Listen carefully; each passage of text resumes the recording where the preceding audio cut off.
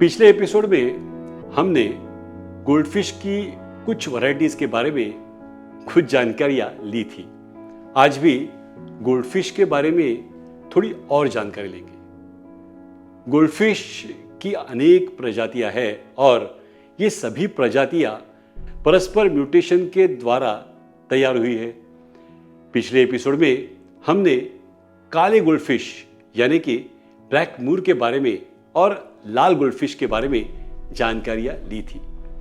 उनके आकार, रंग और पंखों के पैटर्न पर आधारित अनेक प्रजातियां बाद में विकसित की गई है और उनको उनके इस विशेषता के अनुसार नाम भी दिए गए हैं। गोल्डफिश की उप प्रजातियों के नाम है oranda gold, shubunkin, lion head, panda goldfish, copper goldfish, ranchu goldfish, ryukin, comet goldfish, calico goldfish, bubble eye goldfish, pom goldfish, pearl scale goldfish, red cap goldfish. ये कुछ वैरायटी है गोल्डफिशेस की। चलिए इनमें से कुछ प्रजातियों की थोड़ी और जानकारी लेते हैं। आज हम जान लेंगे शिबुनकिन के बारे में।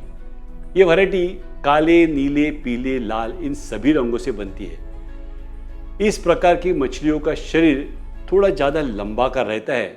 एक साथ 2 से 4 रंग होने के कारण ये मछली दिखती भी अच्छी है और वास्तु के हिसाब से काफ़ी फायदेमंद भी है, क्योंकि हमने अपने पहले एपिसोड में हर रंग का प्रभाव क्षेत्र कौन कौन सा है इसकी जानकारी आप तक पहुंचाई है।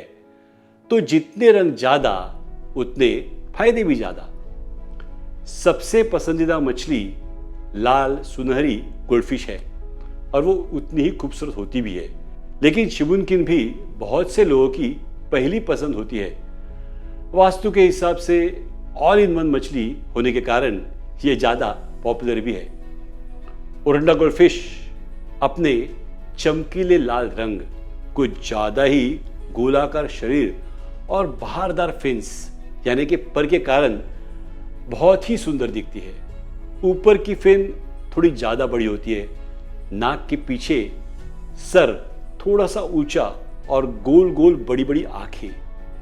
ओरंडा गोल्ड में रंगों के फिन्स के अलग अलग पैटर्न भी आते हैं और उनसे उन्हें और अलग अलग नाम भी दिए जाते हैं। ऑर्नामेंटल फिश, मछली घर में पालने वाले सुंदर दिखने वाले मछलियों को इंग्लिश में ऑर्नामेंटल फिश कहते हैं, यानी कि जवाहिरों जैसी सुंदर मछलियां।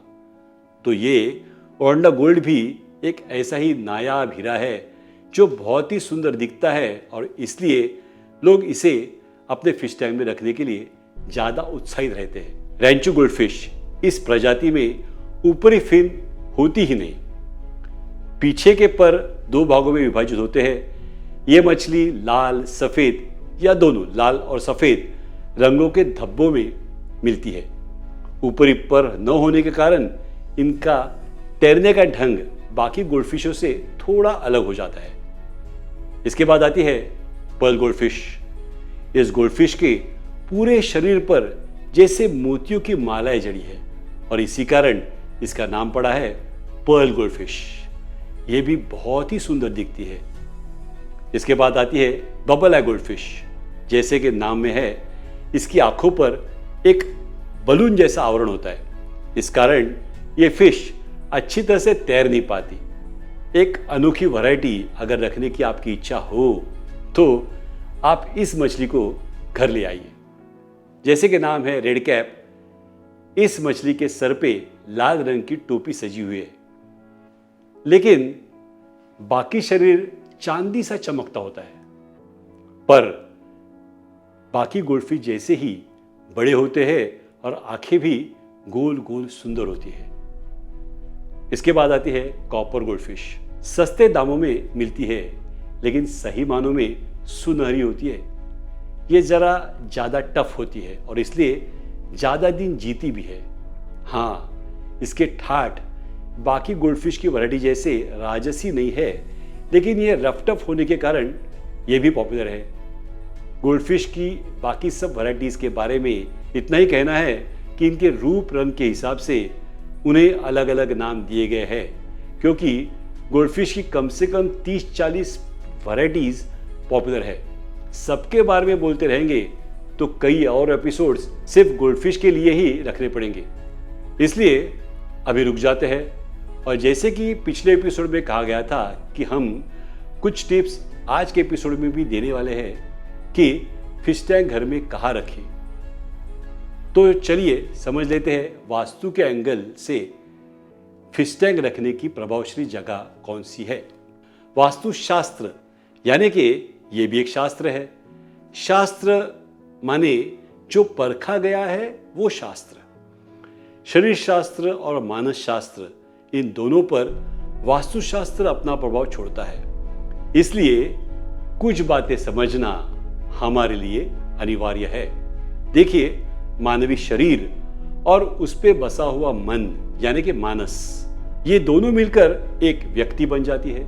अगर ये दोनों ठीक है तो व्यक्ति खुश रह सकता है। वास्तु व्यक्तियों के रहने से बनती है। खाली पड़ी जगह को वास्तु नहीं कहा जाता। वास्तु में अस्तु है। अस्तु माने के होना। जिस वस्तु में हम है वो वास्तु है। इसका दूसरा अर्थ है कि वास्तु पर जो भी प्रभाव होता है वो उसके अंदर रहने वाले व्यक्तियों से पड़ता है। अगर वास्तु में रहने वाले लोग सुखी है तो वास्तु भी पवित्र और संपन्नता पूर्ण हो जाती है। हम पहले घर की पूजा करके फिर उस पर प्रवेश करते हैं। उस पूजा से उस घर का संबंध नहीं होता।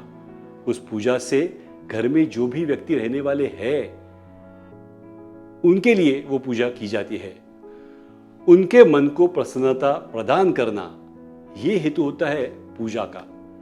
अगर आपके घर की पूजा कोई और व्यक्ति करे तो वो पूजा करना व्यर्थ हो जाता है। इतना ही नहीं, ऐसी पूजा करने का कोई प्रयोजन ही नहीं होता। जो पंडित पूजा करवाता है वो ऐसी पूजा को कभी भी मान्यता नहीं देगा। यानी कि वास्तु पूजा उस घर में रहने वाले प्रमुख व्यक्ति के ही कर कमलों से की जाती है, क्योंकि उनकी प्रसन्नता से ही वास्तु प्रसन्न होगी। तो चलिए अब आते हैं मछली घर की तरफ। मछलियां पॉजिटिव वेव्स फैलाती है, यानी कि प्रसन्नता फैलाती है। तो ये भी एक प्रकार का वास्तु पूजन ही हुआ ना, जो 24 कलाक 12 महीने वर्षों तक चलता रहता है और घर को प्रसन्नता से भर देता है। हमने देखा कि शरीर और मन अगर प्रसन्न हो तो व्यक्ति प्रसन्न होती है। अगर घर का हर एक सदस्य, हर एक व्यक्ति मछली घर में तैरने वाली मछलियों को देखते रहेगा तो हर एक व्यक्ति स्वास्थ्य पाएगा और हर रोज प्रसन्न रहेगा। अब वास्तु भी प्रसन्न और उस वास्तु में रहने वाली हर एक व्यक्ति भी प्रसन्न। यही खुशियों भरा जीवन जीना हम सब चाहते हैं। लेकिन एक और बात रह गई। वास्तु में रहने वाले लोग रोज बाहर जाते हैं और बाहर के अप्रसन्न लोगों से भी तो वास्तु के अंदर प्रवेश करने के बाद वास्तु में दोष निर्माण होता है। तो फिर इसका समाधान क्या है?